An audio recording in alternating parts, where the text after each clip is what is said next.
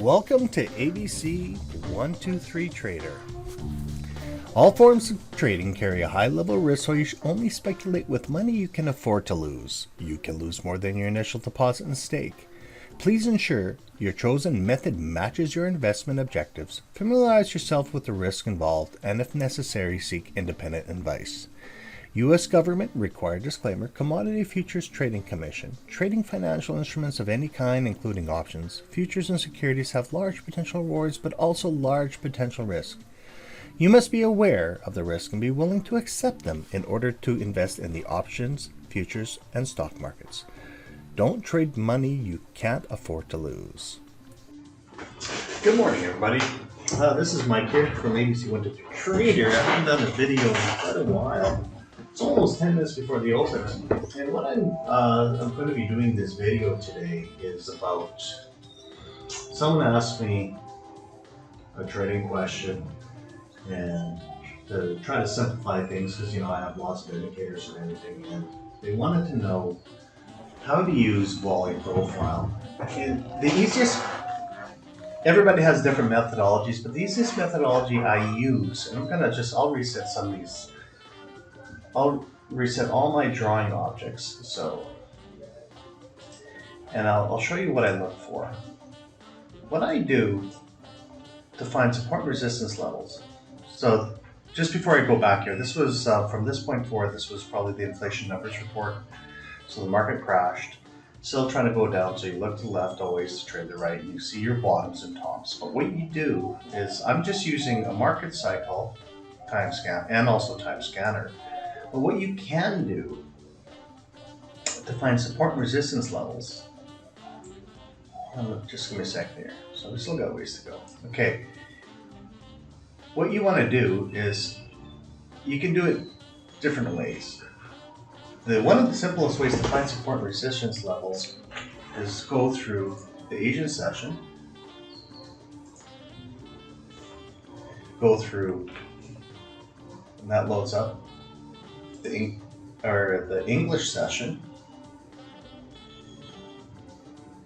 and then now currently we are in the New York session. Okay, so what you're going to see here, you're going to see different volume nodes, high volume nodes here, high volume nodes there. What you can do, for example, we know there's always, this is the value area right here. This big blue area, and this is dynamically moving because we're in the New York session, and here's your English session. Now, if you want to look to the trade rate before market open happened, if I go put a line on the value area in this zone, look where it touched. Now we're finally getting into the zone for 10 o'clock. I'm going to try to hit this node, so since we're inside the zone, it will gravitate to this area, maybe we'll go to the top here, or to the top here. So what we do is, we go from this point forward, maybe we'll get to that point of interest. So the key is, if you're looking for targets, go to here. Is that the top one on that one? Must be. Right from top down. Kind of interesting. So now we know areas of point of interest, and so when you line everything up, see how it hit the volume point of control, it might reject and can continue to leave this area. But if it doesn't, by 10 o'clock here, if this time scanner is correct, even though we're going on a big sell-off downtrend, we may be able to retrace back up and use this as a target. That's as simple as possible. So if you go over and over and over again, so I had a marker, actually my marker, I'm just going to look at my other chart here because I haven't set up before. That was my area of interest originally. And I just want to see how close I was or how much it passed that point. So the high was 43, yeah, and I'm at 40. So I had about a $60 bounce on there. As you can see here at 10 o'clock, see there's resistance, but let's see how it touches the volume point control.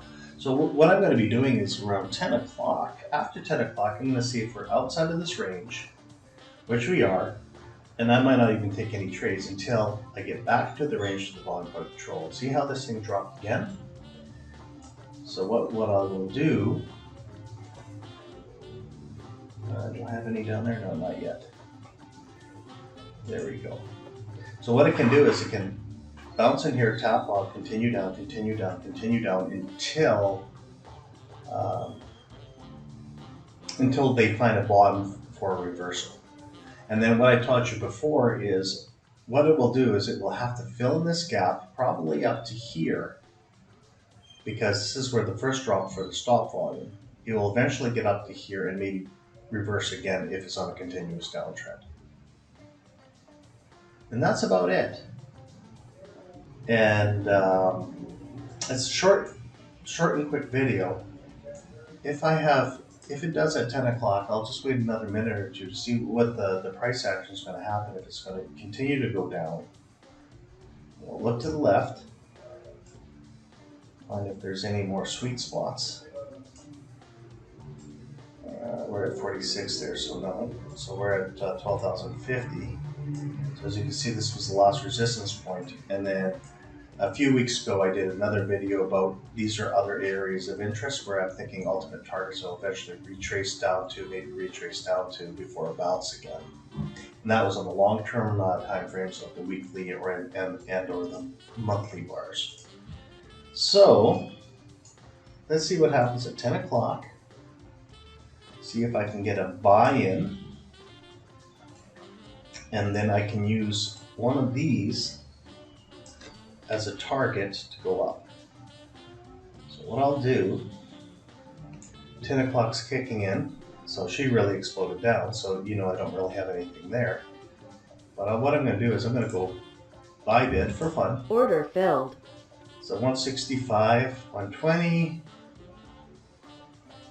180, 200, come on. Order filled. There you go. So I just created another, oh, not bad. From $600, $255. There it goes. Maybe our data is delayed. But what they're planning to do is at 10 o'clock, that's when the cash is all closing and everything.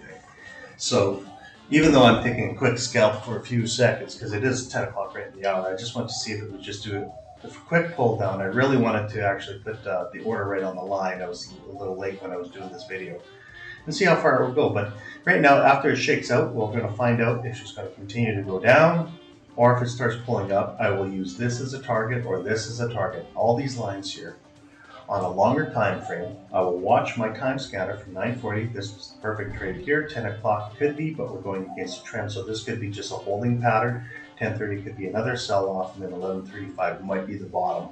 We don't know yet. But when you do that and you add everything up together, for example, let me see if I can use a different chart for now, just to keep it simple so you understand. Actually, this is a perfect example because it's a cleaner chart for now. Let's go like that. Open this up. Like I said, this was my first marker. Also look to the left, trade to the right. So if it's still going to keep on crashing down, there's probably an order block farther down on the line there. But that's all I do. And it's as simple as possible. I have a lot of indicators, but I just, for the emails that I received, you're asking about volume profile. That's my simplest solution to find targets. Other than that, just make sure you pinpoint your trades, guys. Trade safe, and you have a good day. Take care. Bye.